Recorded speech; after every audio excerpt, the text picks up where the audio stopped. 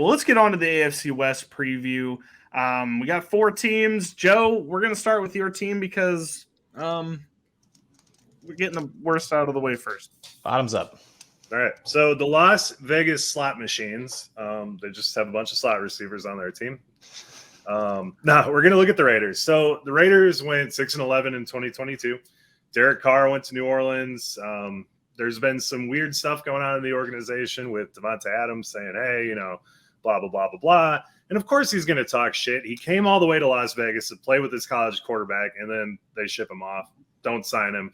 I'd be pissed off too, but I digress on that one. I have a bunch of stuff written down here, just some research and everything. I'm going to go ahead and gloss over a lot of this. This whole season really hangs on Jimmy G's foot. He broke several bones in his foot last year. We're hearing some really weird news about his contract. You know, the Raiders cut him. The guaranteed money actually was taken away and put into his contract. So we're on very unstable footing, if you will. It depends who you listen to. If you listen to the team, they're saying, hey, he's ahead of schedule. Everything looks great. He'll be ready for camp.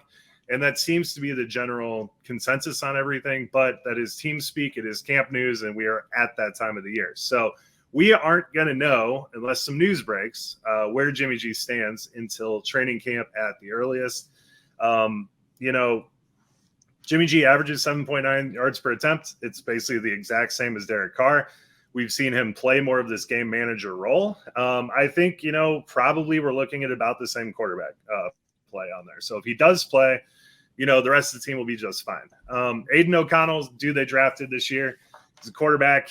He is a stash in Superflex or Deep Dynasty.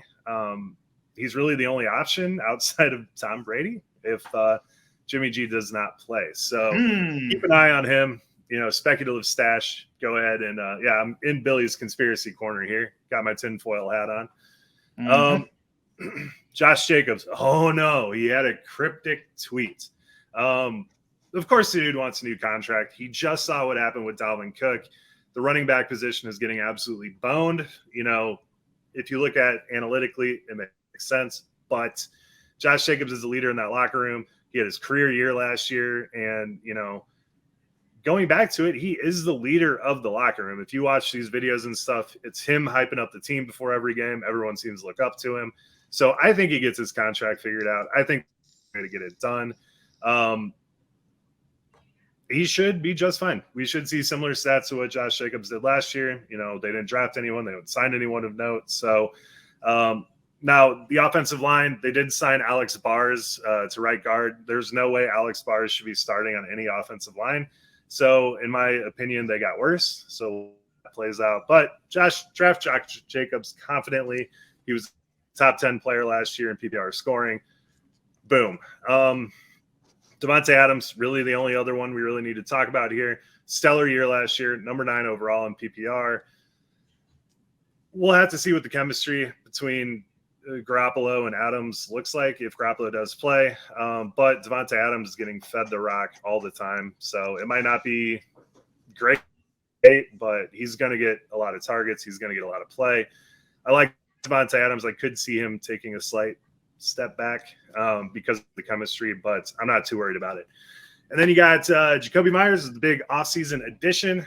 He played 70% of his snaps in the slots for the Patriots last year and had a 27% target share. I don't think he's going to get that much. He was kind of playing the de facto wide receiver one. They really didn't have a true one in the Patriots. So when you get on a team with Devontae Adams, you're not going to be the center point of offense, and we're going to see that. I like Jacoby Myers. I'm seeing a lot of people comparing him to Christian Kirk signing of last offseason. You know, they didn't have anyone on the Jags. They had Kirk, and Zay Flowers came along, and they had a couple other people there, but I don't think Jacoby Myers is going to step into a great position. Hunter Renfrow is still there, who is a slot receiver. He got pulled out of practice the other day. Some people speculated that they were going to trade him because he got pulled out of practice.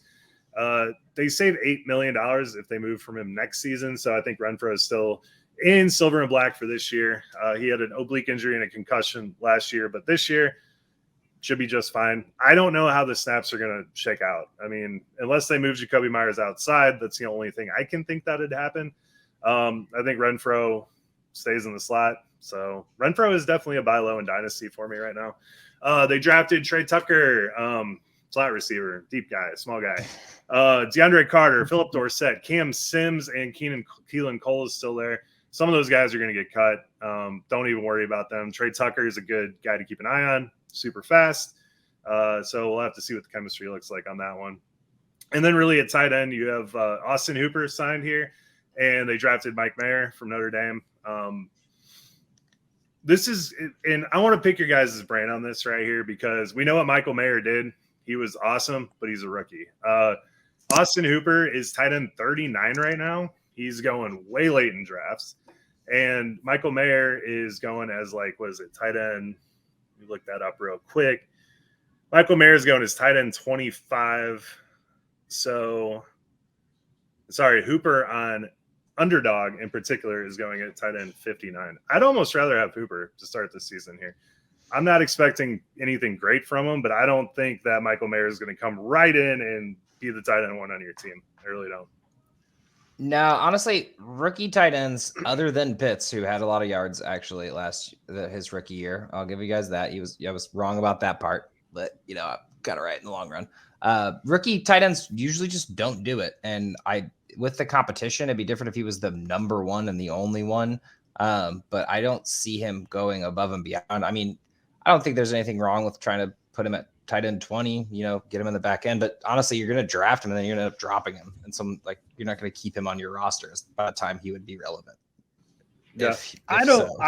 I would not want either of these guys on my team, but if you're making me choose one, maybe it's tight end premium, for example. Hooper would be the choice I felt better about. I don't really trust this offense yet. I don't really know how we're going to shake out the targets, but I'm not thinking that Hooper or Mayer are going to be in the first three options. I just don't. So kind of wait and see. I know Jimmy G loved Kittle, but neither of these guys are Kittle. No. I mean, you could make the case, Michael Mayer can lead all rookie tight ends in catches, but Sam Laporta is an interesting case for that. I don't know. I'm just not as excited this year as a lot of people are, I guess. I mean, that one. Mayer for the future, for sure. I mean, I want him to be for the Mayer. Future, absolutely. Yeah, but it's just for a redraft scenario. I mean, this team's not really exciting anyone at all. Like the only people that are really going to be on rosters is Devontae Adams and Jacobs, and then Jacoby Meyer in the 8th round or whatever, and then maybe a last stash Renfro. Yeah. I'm just seeing Myers go way, way earlier than I think he should be going. I don't think they have the capability of having 3 top fantasy options on this team.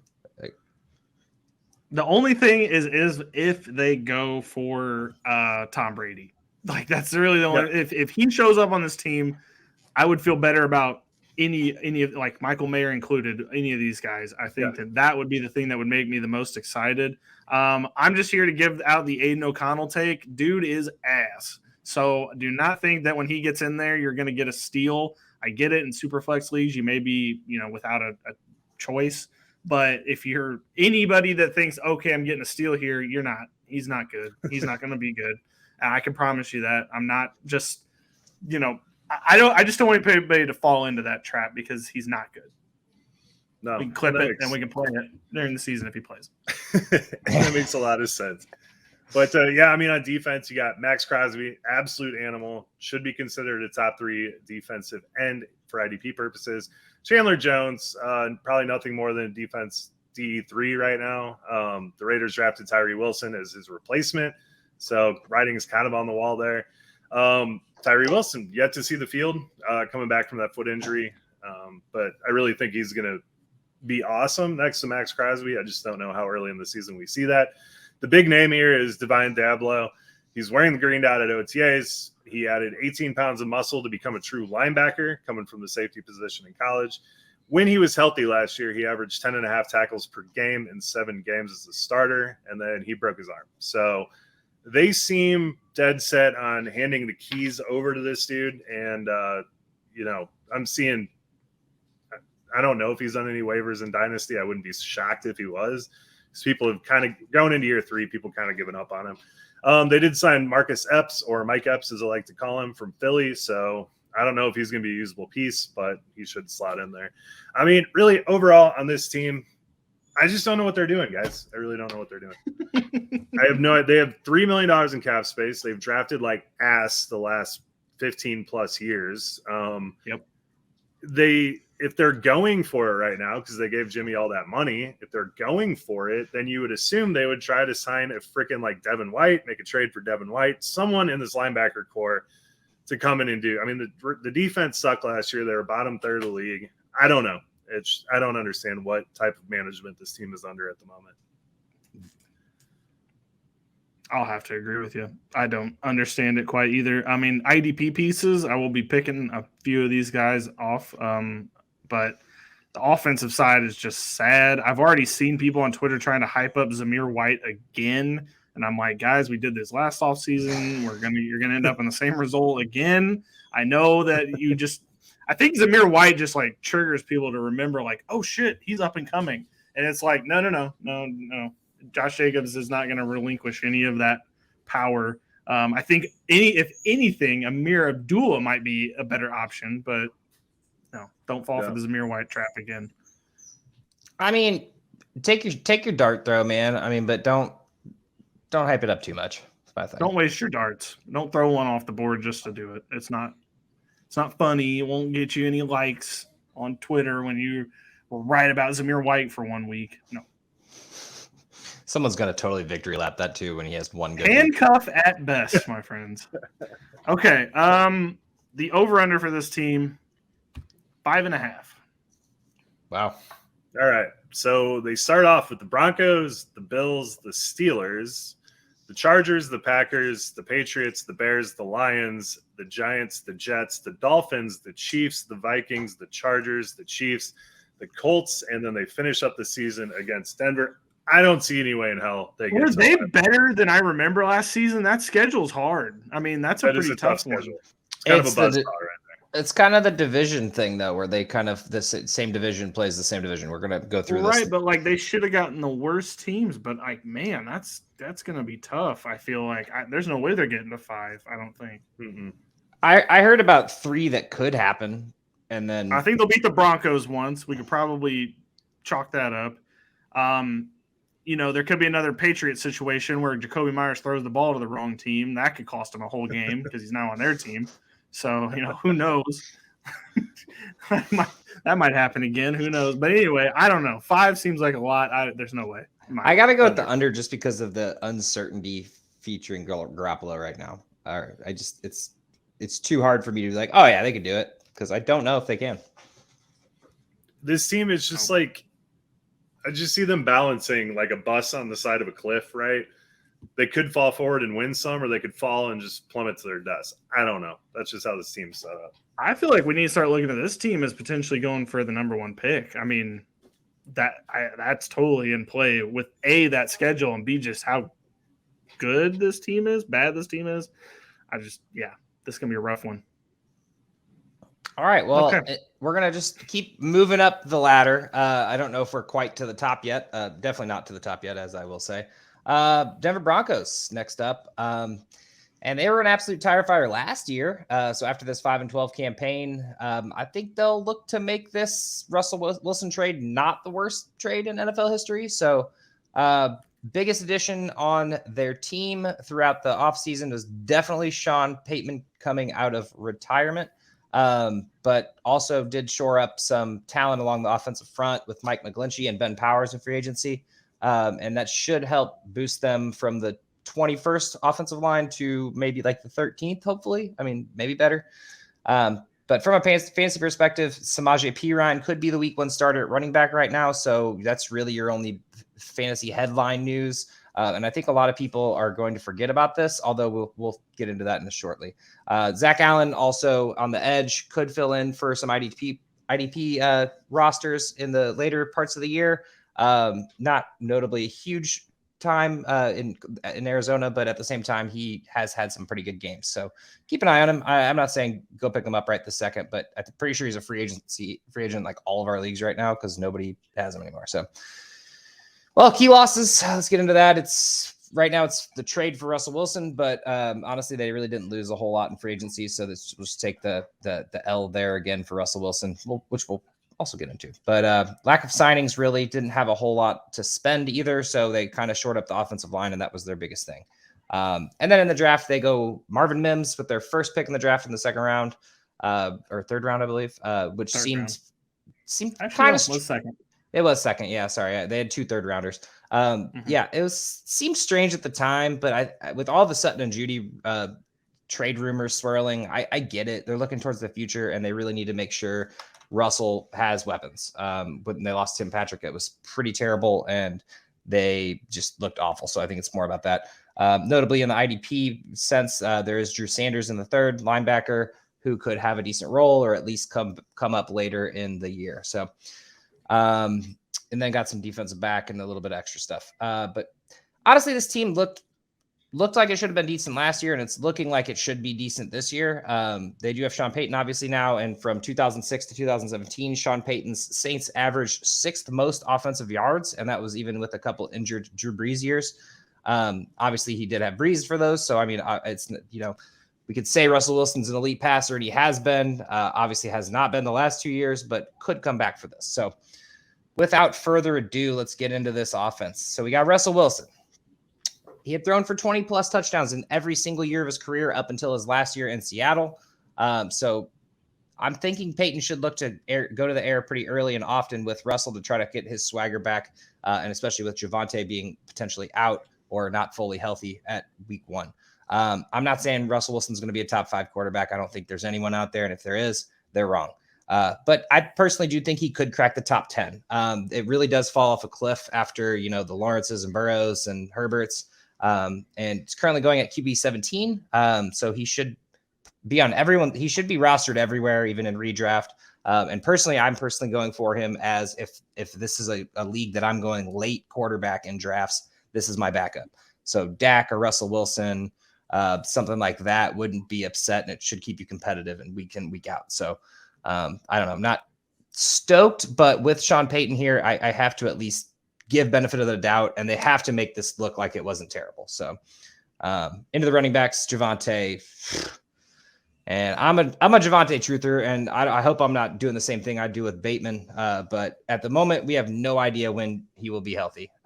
So just take that with a grain of salt. In Dynasty and redraft, we should have a little bit more information once redraft leagues start up.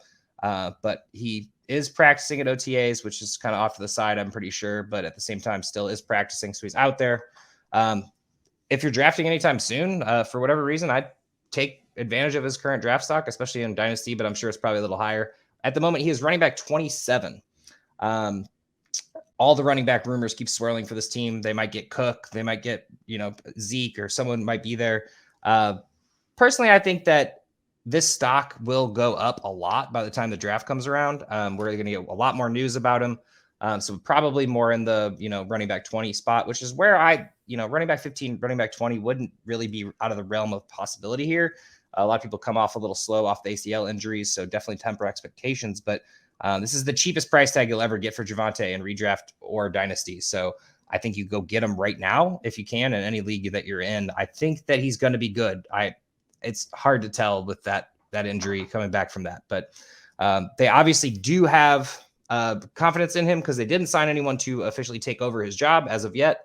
And this could blow up in my face if they sign Dalvin Cook tomorrow. But at the moment, Samaje Perine is the backup running back, and he filled in valiantly for Joe Mixon. And I think that there's a possibility that Samaje Perine is a week 1 starter. So I think that in drafts, everybody needs to be looking at him, although everybody will be because they'll probably think he's the starting running back. So at that point, that's when you draft Javonte too. I don't know.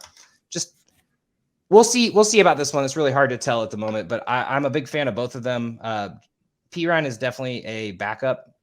He is not a, running back 2 on your team. Like there's a possibility that he can be for a couple weeks, but they do believe in Javonte. So do not buy the hype too much on Perine just because he's from Oklahoma, Billy. No, I do. But before we move from running backs, Okay.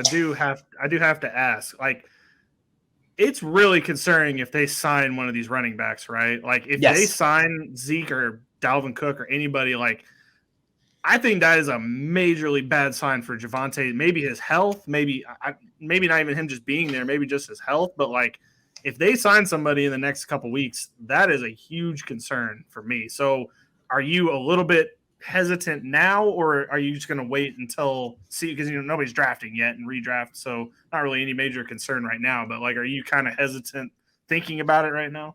Okay, so let's just say hypothetically for a dynasty trade because nobody's drafting right now. I mean, they could, but they probably aren't.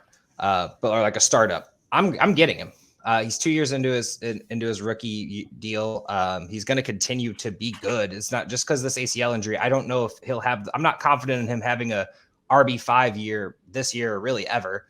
But I think he's at least in that kind of Joe Mixon range, pre Joe Mixon breaking out. That like 10 to 15 guy who's just consistent. Even when he was splitting carries with Melvin Gordon, he was getting 12 points a game, and that was with half the touches. So I'm excited for him, and I want to see him on the field. But this year, I'm not like overzealous by any means on him. But I think if his draft stock stays low and we're still questionable, and it's like he's practicing, but he's not, playing the preseason games and whatnot, people will probably we're drafting pretty early in our league. So you never know, like you're in an early draft or something, his stock might still be a little low. So something to keep an eye on. This is a good Leonard Fournette spot for me. Sean Payton saw him in his backyard when he was at LSU. I could see him coming there, but as far as Javonte goes, I agree with Josh 100%. Running backs, they take a long time to get back to full strength. So if you're in a rebuild, I don't know why you'd invest in a running back that high, but he might be a buy on that one. But definitely scary here. I can see Fournette signing a 1 year, especially with them going all in on Russ last year.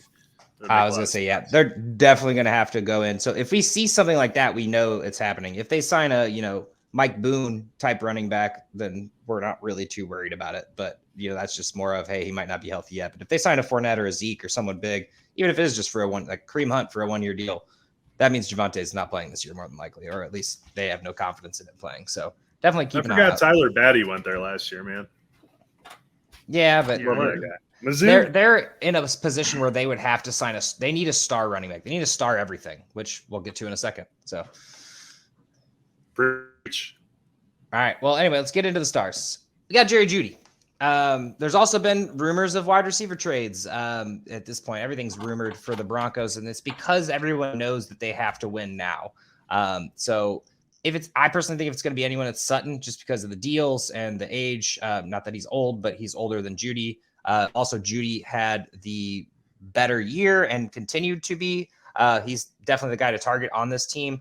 He was wide receiver 18 in standard last year and missing 3 games and averaged 18 points per game in the last 6, which would have put him at like wide receiver 6 during that time. So Sutton, on the other hand, really has better draft value. And I'm down to get both of these guys. I'm not giving up on Sutton. I'm not giving up on anyone on this team because Sutton at this moment, you're not having to pay a whole arm and a leg for him. And honestly, he had 11 double-digit outings at wide receiver 40. So it wasn't big games, but it was very consistent. And as a wide receiver 3, that's what you want to see. So, and then personally, I'm just going to go ahead and cut Mims out right now. He is not worth drafting and redraft. You can get him on the waiver wire if you want to stash him for week 1, see if he's this year's Justin Jefferson. Tim Patrick is back, and he's going to be the number 3 on this team. I'm hoping he's fully healthy. We'll see how that health goes. But this man was their savior but during the years of just Sutton, basically. So then they get Jeudy, and then they get him on top. And obviously Tim Patrick missed last year, but he's going to come back, and he's got a role still. And then they still do have KJ Hamler, which not really worth talking about. But I don't see Mims on the field a whole lot to start the year. So I feel like you're getting him week 5 after he blows up in free agency. If you want to hold on to him the whole time, please do, but I'm not going to do it. I think he's going to be a punt kick returner to start off with, to be honest. Yeah, I just feel like people are going to get hyped about his draft stock. And if it really comes down to if one of them gets injured or if Sutton gets traded or Jeudy gets traded or anyone, then maybe he has a role. But at the moment, I don't personally see a role for him. So And then in the tight ends, and I'll let you guys talk. Sorry, I'm going rambling. Greg Dulcich should not be the tight end 14 on draft boards right now. I really hope that people realize this and maybe stock will go up. Had 5 double-digit outings, and he missed 7 games last year in his rookie year. And I'm pretty sure some of them are just healthy scratches at the beginning of the year. So this guy is only going to get better, and there's not a whole lot of tight end conversation behind him. Do you guys remember when Albert O was the tight end 6 in the league? Well, I don't know why we're putting Dulcich as tight end 14 at the moment. So go get yourself some Dulcich if you can. This is true. PFF, that's right. Who put it? Albert O. Yeah, that's who did that. Anything to add on the offense? Sorry, I was a little bit long-winded there. No, you hit it. No, yeah, you hit it pretty well. I would definitely say the wide receivers scare me a little bit. I guess we'll see what Sean Payton can do for this offense. I'm very excited. I think it's going to look completely different than it did last season, and I'm anxiously excited to see how it looks. Yeah. No, I just discounts all around. Discounts all around. I feel like you're going to get discounts on everything, and I feel like this offense, number one, we all believed should have been better last year, and I believe will be better this year because Sean Payton's there, and it's do or die. This team is going to be complete trash for the rest of their careers, basically, or the rest of the next decade, basically, if this doesn't work. And there's too much talent on this team not to work. I think last year was a bit of a fluke. Russell was definitely not there. I don't know what's in his head, but he needs to get it on, and he's got 4 more years on his contract. So I mean, Broncos got to do something this year. Got to figure it out. Expensive. I'm not saying overpay for any of these guys. I'm just saying I think that they're valuable fantasy assets. It's a good talent. On to the defense real quick. Josie Jewell, Alex Singleton, do it again. I don't see Drew Sanders coming in immediately, but if Singleton struggles to actually play defense other than just get tackles, there's a possibility he can slip into that spot. But Singleton's gotten 100 tackles the last 3-4 years at this point. And Josie Jewell has actually been no slouch either. So both those linebackers are going to get some play. Justin Simmons is the best defensive player on this team, and you already know to draft him. D-line is really not exciting for me, although they did just get Frank Clark. So that's your guy, I guess, if you're going anyone on D-line. And it's really about it. I mean, other than Pat Surtain, who's, a phenomenal player. If they play in a cornerback league. But I mean, he's just a talented player is what I was trying to get at more so than anything. I don't want to say that there's no good players on this team. And then they did get Randy Gregory from the Cowboys, which could be pretty interesting on edge rushing. So we'll see. Pat Surtain's been fine. They should have drafted Justin Fields. What'd you say, Joe? I said JL Skinner is a guy to keep an eye on. He tore his pec muscle, but I think they got him in the 4th round or something. He is very big and should be a very talented safety. So stash him, put him on your IR, whatever you need to do. It's worth it. Yep. Interesting. This defense has a chance to be really good as a unit. I mean, if you play in full defenses like a heathen, this might be a decent one to go after. I feel like they might, last year they were good. And I feel like with Vance Joseph and this new staff, I think they could have a chance to be, just as good this year. This team definitely has a chance to be just phenomenal. So anyway, what do we got over under for these guys? The over under is 8.5. All right. So they got the Raiders, the Commanders, the Dolphins, the Bears, the Jets, the Chiefs, the Packers, the Chiefs, the Bills, the Vikings, the Browns, the Texans, the Chargers, the Lions, the Patriots, the Chargers, and the Raiders. I'm gonna be honest with you. After all that hype up for the Broncos, I don't see it happening.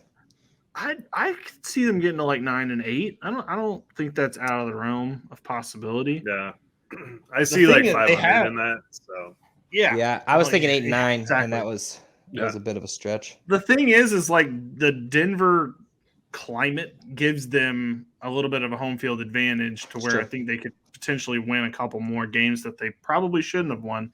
Last season, there was a ton of games they should have won. And if, Russell Wilson just would have watched the play clock a couple of times where the crowd had to chant the play clock out to him so that he knew when it was that like fixing small things like that would make this team a whole lot better. But you know what? They got the coach out of there. They have a professional in there now, so they might clean up some of those mistakes. I think 9-8 could happen. So I'm going to go over.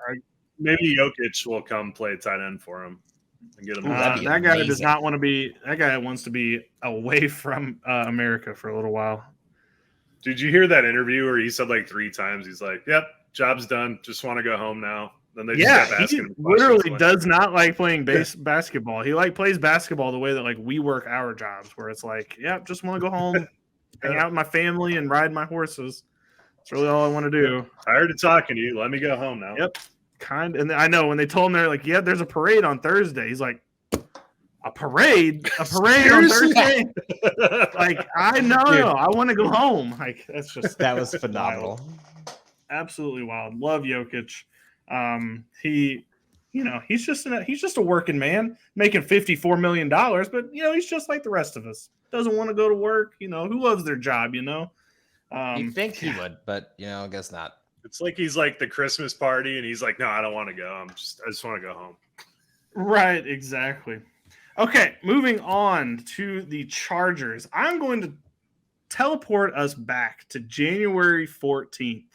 It's the second quarter of the wild card game. The Chargers and Cameron Dicker, the kicker, just kicked a field goal to go up 27-0 in the wild card game against the Jacksonville Jaguars. And everything at this point is looking peaches. We're thinking maybe the Chargers could make a run. Potentially, they're going to Chiefs the next week. They look like an absolutely dominant team against the Jaguars. Like, why can't this team make a little run here and maybe potentially go to the Super Bowl? It could happen. And then the second half of the game happens. They have one of the worst collapses of all time. They end up losing the game by 1 point. And they get eliminated in the wild card round. And that is how the Los Angeles Chargers decided they were going to lose last season. So fast forward to this season, the expectations have got to be all over the place because there's some people that remember that 27-0 lead they had and thought, well, had we just been able to close it out or score 4 more points, we probably would have won. But there's another contingent that's probably like, yep, this team sucks. The coach sucks. Everything sucks. Get everyone out of here. I'm sure there's a little bit on both sides of the fandom that probably only has about 6 people in it total. Anyway, on to the Chargers. They bring back Brandon Staley and his fun style of offense. Justin Herbert, quarterback 7 in underdog drafts right now. I honestly think that's about right. That's about what I would pay for Justin Herbert. I'm sure he, in most of our drafts, might go a tinge higher than I just feel like in our home leagues. I could definitely see him coming off the board in the 3rd, 4th round, which is a mistake. He should be in the 5th or 6th round probably. But quarterback 7 feels about right to me. Don't think that is an overpay or an underpay in any shape or imagination. Running backs on this team. So Austin Eckler is RB2.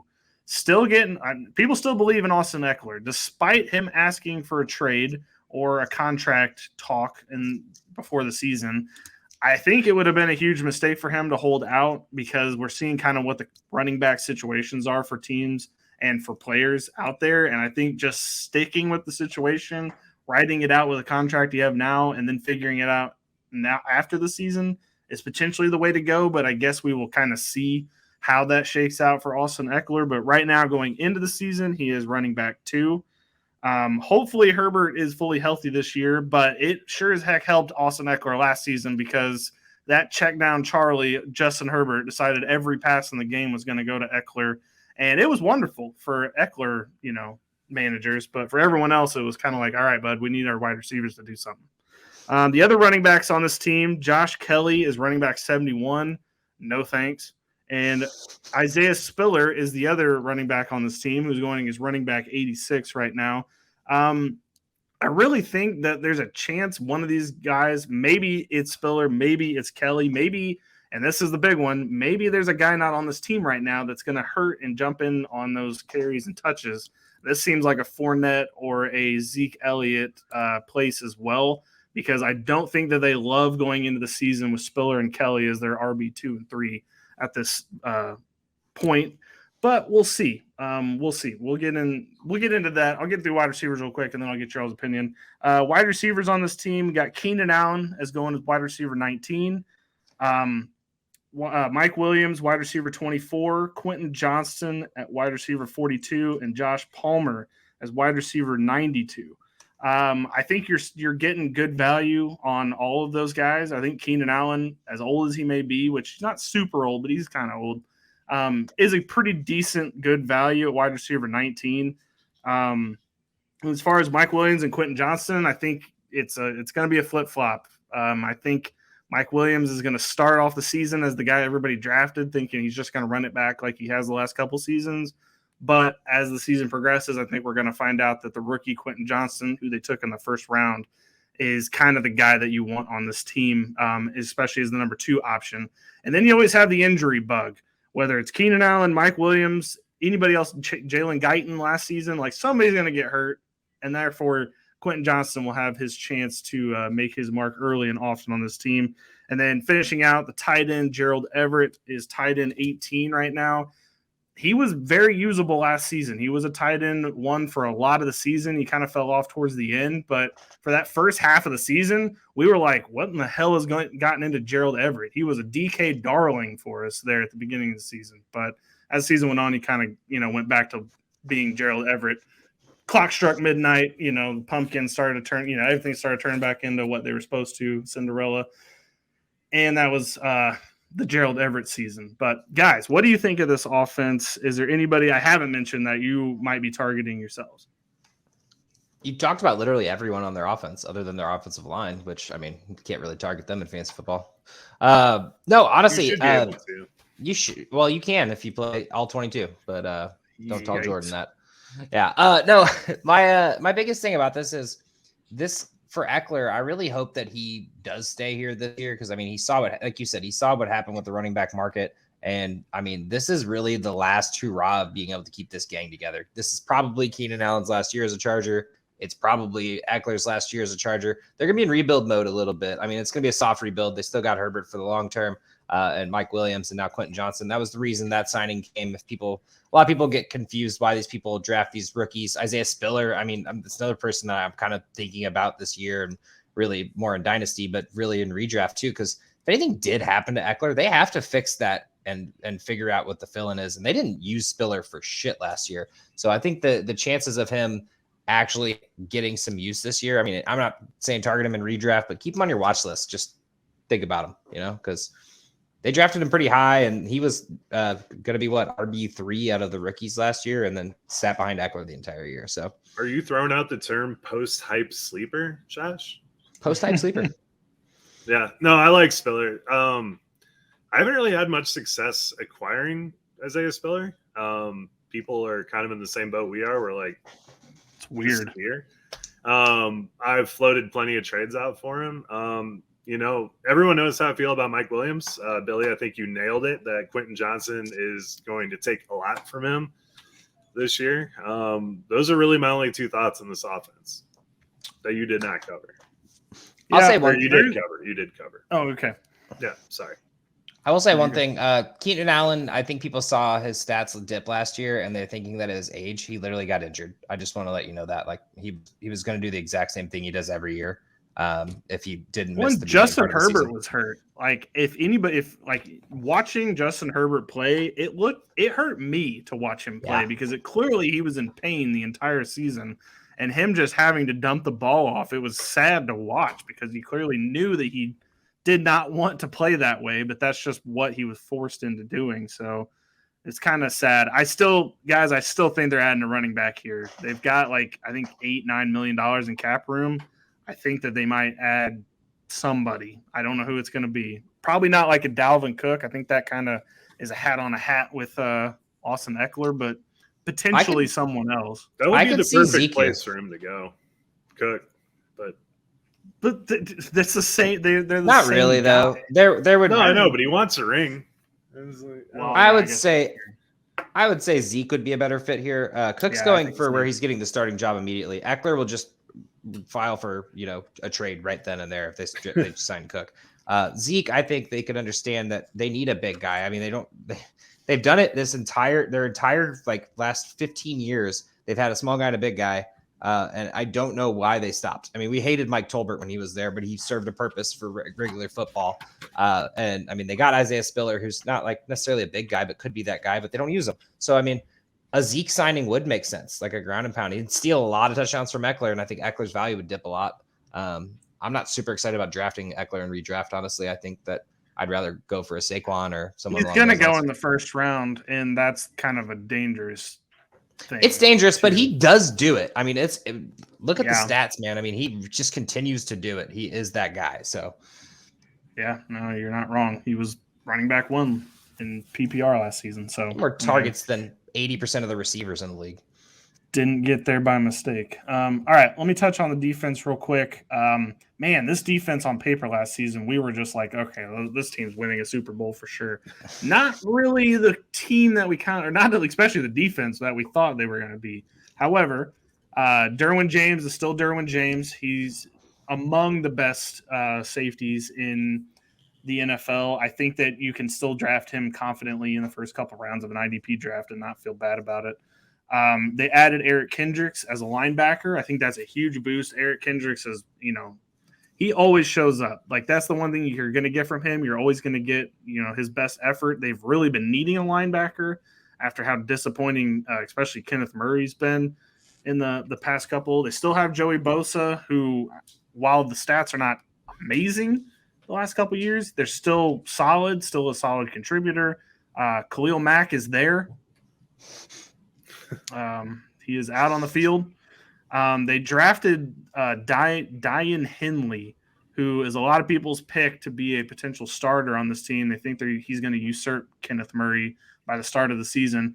I actually think that could happen. He's a sneaky pick for Defensive Rookie of the Year, and it could happen. I definitely don't think we'll have to see how training camp shakes out. Kenneth Murray's got the start as of now, but I definitely think you could see that flip by the time we get there. And then if you're a cornerback guy, honestly, he's kind of useful outside of that, but Asante Samuel Jr. is also a really good cornerback, but cornerbacks are kind of not in style. We got to figure out how to make cornerbacks relevant, but I don't know what stats you could put against them to make it feel that way. Guys, you have anything else? I heard that Jason Jackson dying to get on the field.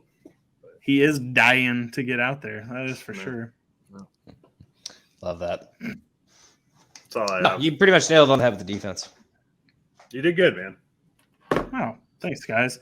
Honestly, I'm not going to lie. This team is not like the depth here. Because going back to the wide receivers for a second, they have Jalen Guyton hanging in the wings. They drafted Darius Davis, but he's more of a kick punt returner, not really necessarily a guy that they're going to throw out there. And then they have nothing after that. So this team's kind of built on a house of cards. They were last year. We just didn't notice it at the time. But this year on offense, it's kind of the same way. They're kind of built on a house of cards because there's no real backup running back. There's no real backup quarterback here. The backup quarterback is Easton Stick. Yeah. Easton Stick is the backup quarterback right now. And then the wide receivers after, Josh Palmer. After that, it's a bunch of guys you do not want to be your starting wide receivers on a football team. So this team is in danger. Built on a house of cards. Don't think that I love that for Chargers fans. Yeah, I definitely want to say something about the wide receiver room. I don't think the wide receiver room is really as bad as you're saying it is. For one, they have Keenan Allen, Mike Williams, and then they have Quentin Johnson, Josh Palmer. That's 5. That's top part. Who Jalen Guyton is not. Palmer and Guyton have both filled in serviced a nice little role for themselves as the third. As long as Quentin, if you lose 2 of them, yeah, but if you lose the top 2 wide receivers on any team, they're not going to be great. I mean, I don't know. I feel like there's a little bit more depth there than you're giving them credit for. We've seen some teams. Fair enough. I am nervous for Chargers fans. Anyway, the over-under on this team is a healthy 9.5. I'm smashing over. So they're starting off with the Dolphins. Then they go Titans, Vikings, Raiders, Cowboys, Chiefs, Bears, Jets, Lions, Packers, Ravens, Patriots, Broncos, Raiders, Bills, Broncos, Chiefs. Dude, the Bills got a tough schedule, man. They got to play everyone in this division. Yeah, can't wait to get to them next week. But do I see? I mean, they were 10-7 last year, and I consider that a bad season. So I guess I have to go over again. But I guess last year we were thinking they would be at the 12-win team potential. So I guess I'm going to go over. But man, that's because we smashed the over on their defense. We thought did. their defense was going to be amazing. I literally thought they were the best defense in the league last year, and they were not. on So paper, they for sure were. I think they win at least 4 out of their division. So there's 4 right there, and I can easily see 6 games out of the rest of the batch there. So I think 10's definitely doable. I mean, this team is great. It's just they're just stuck in the Chiefs' shadow, unfortunately. Yeah. Yeah, they're a great team. They need to fire Brandon Staley, 1,000%. I think they go under, and this is the year they fire him. So if they go under, he is gone. He is for sure and gone. It needs to happen. Under. So, well, it's weird. He's a defensive-minded head coach, so it's like you're supposed to be an offensive team because of I don't know. It's wacky. It's wackier that he's a defensive-minded head coach and the defense sucks. That's always a red flag, in my opinion, when you get somebody like that in there. All right, on to the reigning Super Bowl champs, Joe, Kansas City Chiefs. So let's start off with Patrick Mahomes here. He had a career-high pass yards, 5,200. He had 41 touchdowns, which was his second highest in his career. 4 rushing touchdowns and a healthy 358 rushing yards. He is your QB1. Yeah. You done, Joe? Yeah. Yeah, I figured you could be done after that. So this is where it gets a little interesting. I don't know why Pacheco is not popping up on their team on a sleeper, but I think we all know that Pacheco is the number 1 back at the moment. Did have offseason surgery, so there's going to be a little bit of a dip here. I just want to let you guys know the Chiefs do not run the ball. So you really don't want Chiefs running backs. I know Pacheco did well last year. They did bring back McKinnon again, and he was kind of that pass catching guy and had some value at times, especially those big games. I don't think you really want him on your team because you never know when that's going to happen. And you surely don't want Clyde Edwards-Helaire, who started off the season great and then never touched the ball again.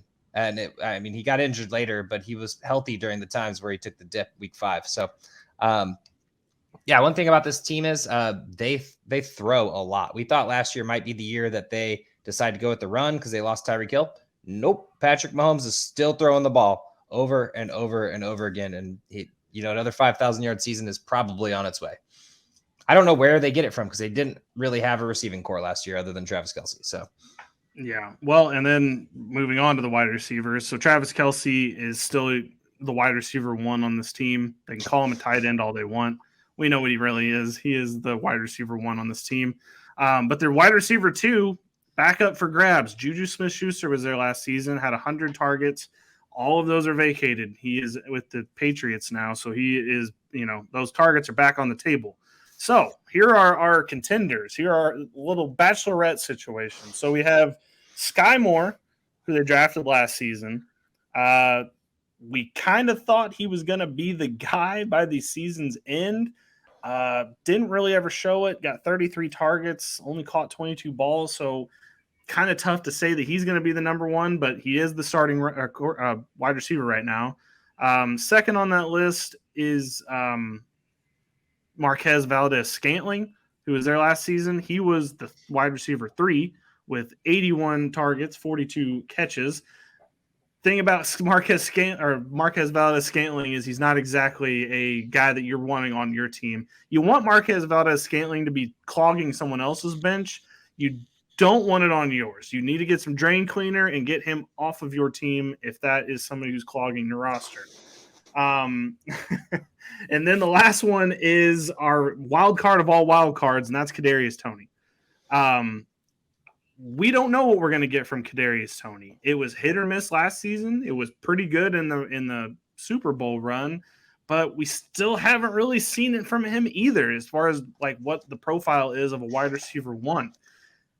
I think Toney is gonna get the first crack at it, but at the same time, it could be any of these people. It could be any of them. I don't think I will be drafting a wide receiver from this team. I trusted Juju a little bit more than I trust Toney. So added him on several teams. I don't think I'm going to be doing that this season. Yeah, I'm nervous for the Chiefs this year, and this is probably coming from a place of hate, but this has been every year, honestly, except for when they had Tyreek Hill still. So at least last year and this year, if Kelsey goes down, which obviously nobody wants because he's one of the best players in National Football League, this team is nothing. I mean, Patrick Mahomes can find targets, but we all remember 3-4 years ago in the Super Bowl against the Patriots when Mahomes was throwing these dimes, underarms, jump balls, and weird kind of stuff directly to people's hands, and people were dropping balls. And this is what I see this year. I mean, Kadarius Toney has never done anything. I don't know why people keep pretending like he's going to be the guy. I guess process of elimination. There's nobody else. But Marquez Valdes-Scantling has the yips. Obviously, he dropped 40 balls of his 80. And then Sky Moore, I haven't seen anything at this moment that gives me hope that he's the guy. I mean, Justin Watson at this moment, in my opinion, would be number one wide receiver, and that doesn't sound right. Yeah. I don't know. I love Toney. I'm going to be honest. When he's had the chance, he absolutely exceeds expectations. We saw him kind of get from zero expectations to a little bit. How many other receivers have had a 200-yard receiving game that are playing in the league right now? Not many. So I like Toney. He's awesome. He clearly got into the fold more.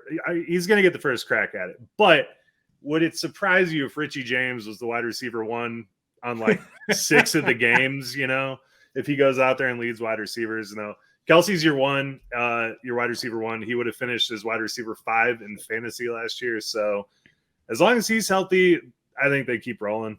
I don't see any reason that they wouldn't be. All right. I just think you're getting 100 yards from Travis Kelce and then maybe 50 yards from every other guy. And there's going to be Jerick McKinnon with his big game. And it's just, you never know who it's going to be. If you got 6 guys, that's 300 yards. So that's 400-yard game. Oh, no. I'm not doubting Mahomes' prowess and ability to get fucking 400-yard games because he's going to. I just don't know who it's going to go to. And I don't want him on my team. Like I don't want Marquez Valdez dream cleaner on my team, Yeah. Hair clog, whatever you want to call him. MVS might be good in best ball, but I think any of these receivers in the best ball would be okay. I'm talking about redraft or on my roster, starting lineup. Nope. 100%. Well, here is an even funnier stat about this team that's returning. So returning touchdown leaders on this team. Travis Kelce is obviously number 1. And this is returning, past, touchdown leaders. Not going to count Jerick McKinnon because he's running back, but I'm talking about tight ends and wide receivers. We have a tie for second with 2 touchdowns apiece, and that's between Justin Watson, Jody Fortson, Marquez Valdes-Scantling, and Kadarius Toney. They all caught 2 touchdowns last season. Mecole Hardman was the leading wide receiver in touchdowns at 4. He's gone, and Juju had 3, and he's gone. So this team is going to be a mixed bag. I feel like there's Scrabble. You just and then you have to just pick out who you think it's going to be. J. Exactly. X. What the fuck am I supposed to do with that? How am I going to use these letters? Damn it. I didn't get any vowels. That's kind of what you're looking at with this team. Still think the Chiefs are going to be great, but it's a little nerve-wracking. It's like the opposite of the Chargers. They just don't have anything that I like on this offense, but I know they're going to figure it out. Chargers have a lot of good shit on their offense. Don't know if they're going to figure it out. It's kind of the opposite. Dude, the Scrabble sound effect that you had was way too accurate. I don't know if you had played a lot of Scrabble or what, but it was the shake sound was just on point. Need to trim that out. I appreciate that. I'm thinking of a second career. That could be one. Scrabble shake guy. ASMR. Yeah, we need to start that. All right. You got a mic. Defensive wise, what other than Nick Bolton, I think is our number 1 target on this team as far as defense goes. He's a fantastic linebacker. We were all scared as hell of this team when it came to linebackers, but Nick Bolton's kind of broken the curse, I think. So outside of him, who else are you guys thinking about targeting on this IDP roster? I like Karlaftis and Felix. Karlaftis should take a step this year. Be pretty solid, but not overly excited. Fun fact about him, I don't have the stats in front of me, but in preseason he did amazing. And he at least had 2 or 3 sacks taken away from him via penalty, not by him. So Karlaftis should have had better stats last year. I know because I played him in a couple leagues and hoping for the best as a fill-in. and he's always there. I think he's one step away, and I think he could break out this year. I think that's one of the defensive ends to target this year, especially in an IDP draft. I could see that. I do think also Justin Reed is a decent target for the safety side of things. Coming over from Houston, I think he could be a nice little addition to that defense. And then, I mean, Willie Gay, maybe. Maybe. Chris Jones, real solid. I actually I have a hot take here, and you guys are going to hate it. Here we go. Nick Bolton is not linebacker 1 this year by a long shot. Whoa. Yeah. By a long shot. Whoa. By a long shot. I mean, he's still going to get 100 tackles. I mean, he had 100 tackles his rookie year. He's a good linebacker. Drew Tranquill is going to take over Willie Gay's spot almost immediately, if not before the season starts. Willie Gay has just never lived up to prowess or to his draft potential, in my opinion. And I think Drew Tranquill is just one of those names that people hate for some reason and don't actually think about. But I think that it's a lot more. I mean, one of the main reasons Bolton had so many tackles last year is because Willie Gay just looked terrible. I mean, he kind of popped up at the end of the season a little bit better, but a lot of his tackles came from, I don't want to say missed tackles, but, missed placements of the field. So Bolton was just always in the right spot. I think they put Tranquill in there to match with Bolton, and those numbers go down significantly. I still think he's going to be great. I just don't think he's draftable at the linebacker 1 right now. Okay.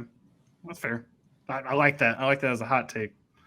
Our boy Felix is going so late in drafts. Like, people are just over immediately. And he was a first-round draft pick. I don't understand it. I was going to say, I think I got him really in like the 4th round in one of our rookie drafts, and it was just kind of like, I mean, I get it. Like, defensive, like he's probably not going to go off this year. Like, it's going to take him a year, just like Karlaftis. Like, he looked great last year, but he wasn't. He was a step away, But with Frank Clark out of there, he should be right involved. They have listed Omenihu, but I don't think he's going to keep him out of that starting spot. It could be a Uzama. Should we mention Chris Jones is not playing right now or practicing and wants a deal? Yeah, he's a D tackle, so I feel like he's going to get the deal. So I'm not sitting here like arguing that he's going to hold out or anything. He's going to get the deal. I mean, they have to pay him. He's their defensive line. Not wrong. Okay, before we move on to the over-under, I do feel like we need to mention it just on offense. I forgot, kind of. Rashee Rice and Justin Ross. We were kind of talking how there's not a wide receiver 1 on this team.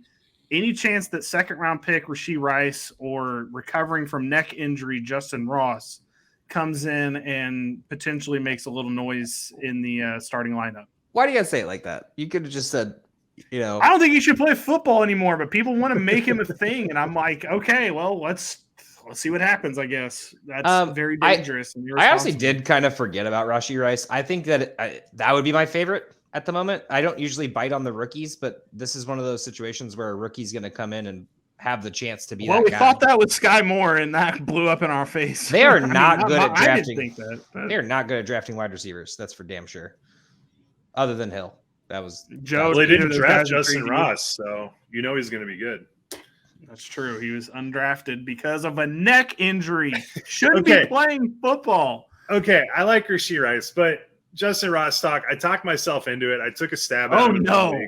I took a stab at him in one league just because I didn't want to miss it completely. You should have said I took a crack at it because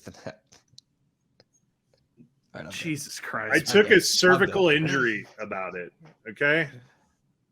Oh, Joe. I feel like this is like when your friends like, hey, I met this group of people. They're really cool.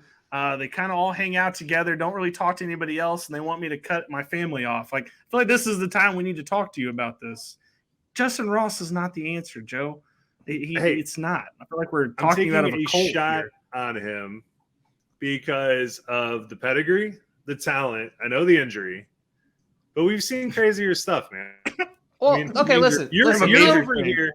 Okay, never mind. I'm not even going to say it. No. I'm actually defending you here, Joe. In Dynasty, 100%, all these people should be on teams. I don't care if it's Justin Ross with a neck injury. I'm saying you take the shot. I get what you're saying here. We're talking Dynasty, right, Joe? You're going to redraft in Justin Ross right now. Yeah, no. See, you're sitting there, you're putting him on a fucking taxi squad, and then on that one off chance that he hits. That's the whole thing of Dynasty is you get people thinking there's a chance. He's either got opportunity or he's got talent or he's got both. You know what I mean? Like, I mean, he's got the opportunity. I guess I don't mind the situation of Dynasty, but for redraft, I get your logic. I understand where both you got. I'm the mediator here, which is really weird. I don't like it. We should stop that. I'm fighting for a guy's health. That's all. All right. Well, anyway, let's talk about Duque Nacho. Great guy. Not playing anymore in the league, but one of my favorite names and my wife's favorite name in football. So just want to bring that up. He was on the Broncos. He's drafted by the Broncos. Thank you for mentioning that. I also want to talk about, well, I don't want to talk about him. I just want to mention that the Chiefs have a guy named DiCaprio Boodle, and I just love that name. It's an incredible name. I'm still rooting for back. Ooh. I actually have something to add to the news segment. Hold on, let me pull this up real quick.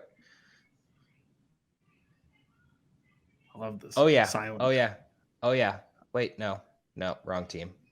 Chuck Clark got injured today, and I thought for some reason the Jets had Smoke Monday, and I thought they did. Nope. We're gonna get into that next week with the AFC East. What team is he on? The Jets, Jags, isn't he? Chuck Clark is on the Jets. Smoke Monday. Smoke Monday. No, Chuck Clark is on. Chuck Clark's the Jets. Which we're talking about next week.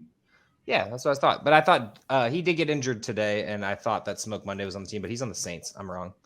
Sorry, guys. Oh, I got real excited because that's one of my favorite names. This is an hour and 13 minute into the pod kind of mistake because if people are at this, what's the over under on the Chiefs? They're used to this. If they get an hour, they're here for Smoke Monday conversations and DiCaprio Boodle. All right, the Chiefs are 11.5. All right, Lions, Jags, Bears, Jets, Vikings, Broncos, Chargers, Broncos, Dolphins, Eagles, Raiders, Packers, Bills, Patriots, Raiders, Bengals, Chargers. They have a tough schedule, honestly. That is a nasty schedule. But it's the Chiefs, and so we're going to go over because there's no point in 12-6 that's a minimum, I think, for them. Yeah. Unless sad times. Oh, just calm down with injury talk. All right. I don't want to, but I'm saying like there's no depth. There's just a bunch of fucking cracked necks on their teams. Jeez. All right, we're done. Jiminy. Should have ended 5 minutes ago, guys. I was about to say, like if we had like a timeout, we would just put you there right now. I can remove my Jiminy. God. No.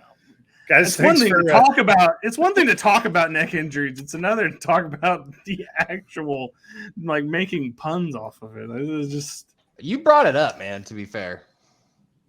Yeah, because whatever. We don't have to get back into it again. Hey, if you're up to the woods, we'll talk about it.